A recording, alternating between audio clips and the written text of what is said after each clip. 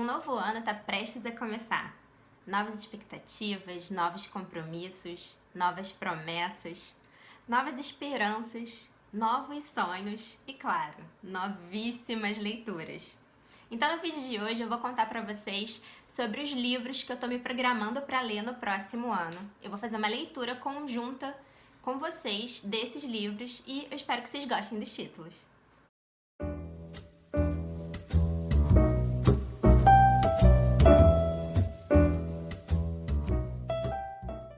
Tem alguns canais aqui no YouTube que fazem esse tipo de planejamento com os seguidores, com a comunidade de seguidores deles.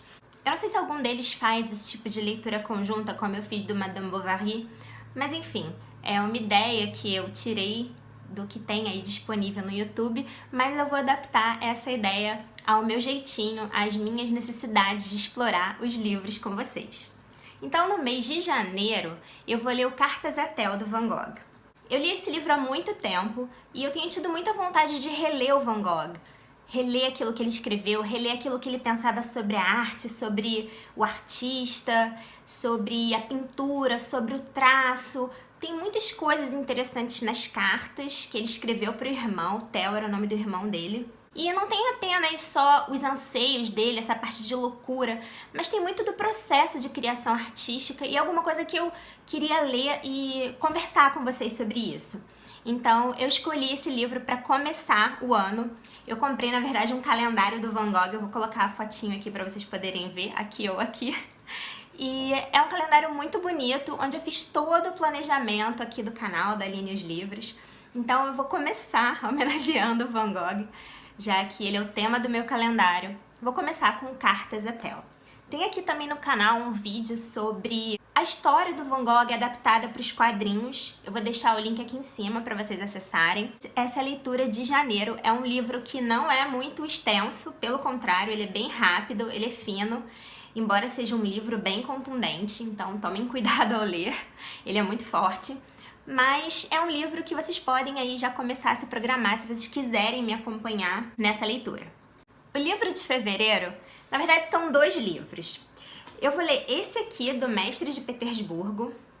Esse autor é incrível, ele é um autor sul-africano, se eu não me engano, e ele traz pra gente a hipótese de um encontro entre o Dostoiévski e o Sergei Nechayev, um revolucionário.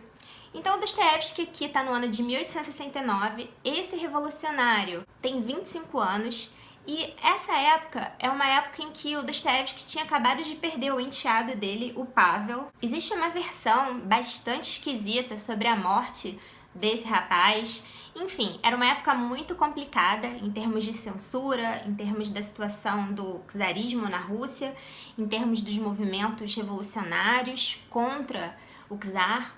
Então é uma história interessante, ele mistura aspectos que realmente aconteceram, questões históricas, e com essa possibilidade desse encontro. O Dostoiévski, mais velho, depois de ter passado tanto tempo, 10 anos na Sibéria, ele foi condenado a trabalhos forçados. Ele volta em 1858, 1859, e aqui em 1869, então, o Dostoiévski mais maduro vai, então, conversar com esse jovem. Então, esse escritor, ele faz essa criação, ele cria uma encruzilhada ali no tempo entre a literatura e a história, a biografia do Dostoiévski, a biografia da Rússia, e faz uma história muito fascinante. Eu lembro que eu percebi, quando eu li esse livro, há muito tempo, que ele conseguia colocar ali a voz de Dostoiévski, ele conseguiu ali acertar a escrita dele com a escrita que a gente consegue sentir quando lê Dostoiévski. E eu fiquei muito encantada com isso, com essa capacidade desse escritor. Foi o único livro que eu li dele. Eu também quero ler um livro dele que se chama Diário de um Ano Ruim. E não sei quando eu vou ler, mas enfim, são muitos desejos por muitos livros e muito pouco tempo. Mas esse aqui vai ser, então, um dos livros de fevereiro. Esse aqui eu vou ler rapidinho. E eu vou ler um outro que é gigante, que é um livro que eu sempre quis ler. Eu já comecei a ler, mas eu nunca terminei, que é esse aqui, O Doutor Zhivago, do Boris Pasternak. Mais precisamente, em 10 de fevereiro de 1890, esse escritor nasceu. Eu tentei fazer essa organização de livros mais ou menos de acordo com a data comemorativa de algum escritor ou de alguma publicação. Então vai ser esse aqui. Tô muito animada pra ler. Como vocês podem ver, é um livro imenso, tem quase 600 páginas. Vou até procurar uma edição em e-book pra poder transportar comigo, mas eu não sei, é um livro pesado, ele é gostoso, a gente consegue virar bem a página. Sabe aquela coisa da Clarice Lispector no Felicidade Clandestina, um livro pra se viver com ele? Eu acho que é bem possível que esse seja um livro desse tipo. Então, fevereiro, Dr. Zhivago e o Mestre de Petersburgo. Em março vai ser o mês do Gabriel Garcia Marques. Eu vou reler O Amor nos Tempos do Cólera. Eu até comprei uma edição. Eu tenho uma antiga, mas acabei comprando essa porque eu achei lindo. Olha só como é... E tem assim meio que um alto relevo aqui na capa, uma coisa maravilhosa. Eu achei muito linda. Tem capa dura e olha só, gente, é muito bonito, né? E a capa é encantadora, bem essa coisa, né, do amor, da paixão, enfim, da rosa, do mistério. Essas curvas aqui sinuosas da rosa, enfim, achei a capa super sugestiva e amei, então por isso eu comprei. Em abril eu vou ler O Pequeno Príncipe. Eu lembro, toda vez que eu vejo o livro do Pequeno Príncipe, na verdade eu vou ler Le Petit Prince, eu vou ler em francês. E toda vez que eu vejo esse livro, eu lembro que o meu pai sempre ficava rindo daqueles concursos de modelo em que as mulheres, quando perguntadas qual era o livro preferido delas, elas diziam que era O Pequeno Príncipe. Então, essa questão aí do Pequeno Príncipe está sempre associada a essa zombaria que meu pai fazia. A data comemorativa de lançamento desse livro é em abril, então vai ser um dos livros que eu vou ler. E eu também vou ler o Ciranda de Pedra, da Lígia Fagundes Telles. É um livro que eu li há muito tempo também, na época da escola, eu acho. E eu tenho sentido vontade de ler algumas escritoras brasileiras. Eu leio muito Clarice Lispector, Cecília Meirelles, mas eu vou ler então a Lígia e contar pra vocês a história desse livro, Ciranda de Pedra. Então esses dois são os livros de abril. Em maio, a gente comemora o nascimento do Freud, em 1856.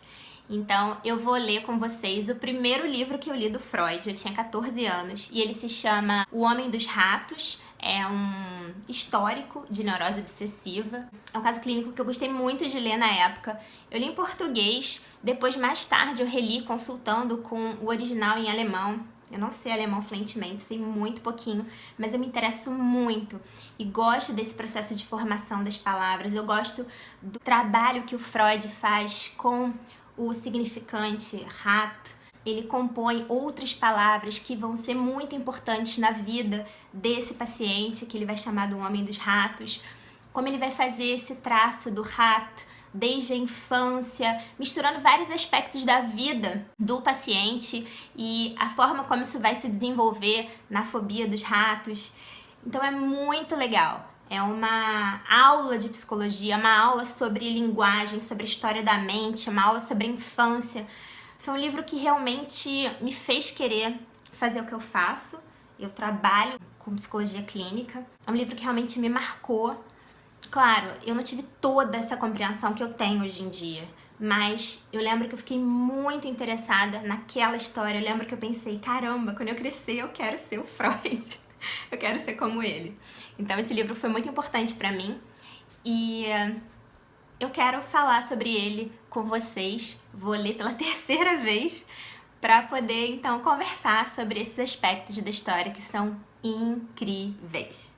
Em junho eu vou ler um dos meus escritores preferidos, que é o Thomas Mann. Eu finalmente vou ler A Montanha Mágica. Depois que eu fiz esse planejamento, eu fiquei me perguntando, caramba, será que eu vou aguentar até o mês de junho para começar a ler A Montanha Mágica? Eu quero tanto ler esse livro.